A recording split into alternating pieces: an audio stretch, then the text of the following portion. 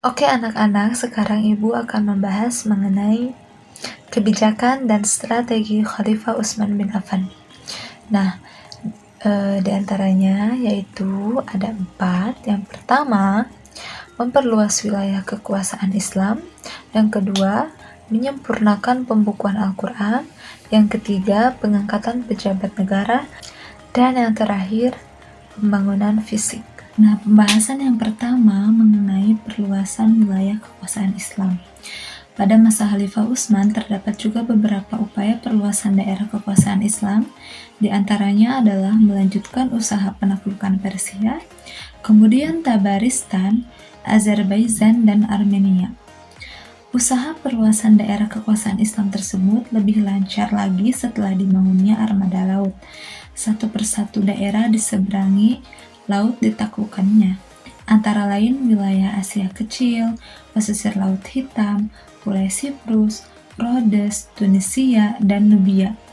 Dalam upaya pementapan dan stabilitas daerah kekuasaan Islam di luar kota Madinah, Khalifah Utsman bin Affan telah melakukan pengamanan terhadap para pemberontak yang telah melakukan maka di daerah Azerbaijan dan Rai karena mereka enggan membayar pajak, begitu juga di Iskandaria dan di Persia. Pembahasan kedua mengenai standarisasi Al-Quran. Pada masa Utsman terjadi perselisihan di tengah kaum muslimin perihal secara baca Al-Quran atau qiraat. Nah, perlu diketahui terlebih dahulu bahwa Al-Quran diturunkan dengan berbagai cara baca.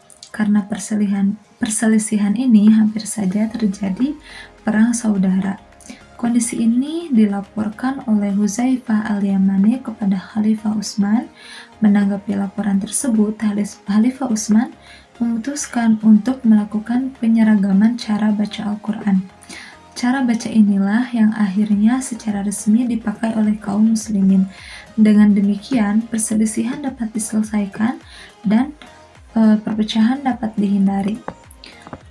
Nah, dalam menyusun cara baca Al-Quran resmi ini, Khalifah Utsman melakukannya berdasarkan cara baca yang dipakai dalam Al-Quran yang disusun oleh Abu Bakar.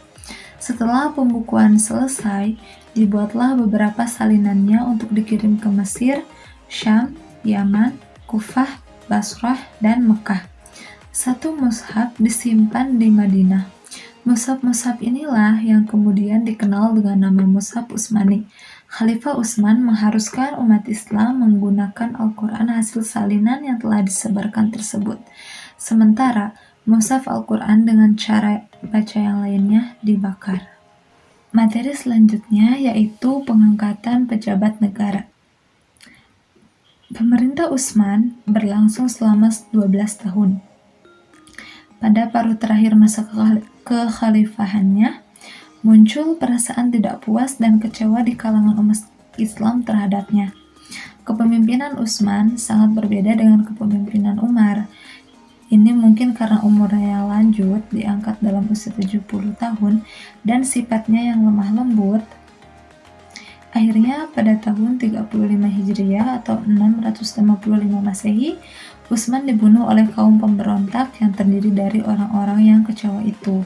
Salah satu faktor yang menyebabkan banyak kecewa terhadap kepemimpinan Utsman adalah kebijaksanaannya mengangkat keluarga dalam kedudukan tinggi. Yang terpenting diantaranya adalah Marwan ibnu Hakam. Dialah pada dasarnya yang menjalankan pemerintahan, sedangkan Utsman hanya menyandang gelar khalifah.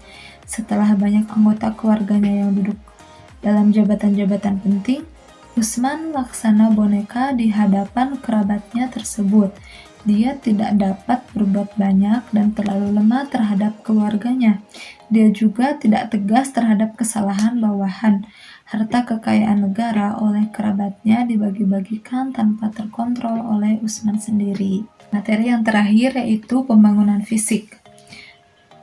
Khalifah Utsman bin Affan berjasa membangun bendungan untuk menjaga arus banjir yang besar dan mengatur pembagian air ke kota-kota.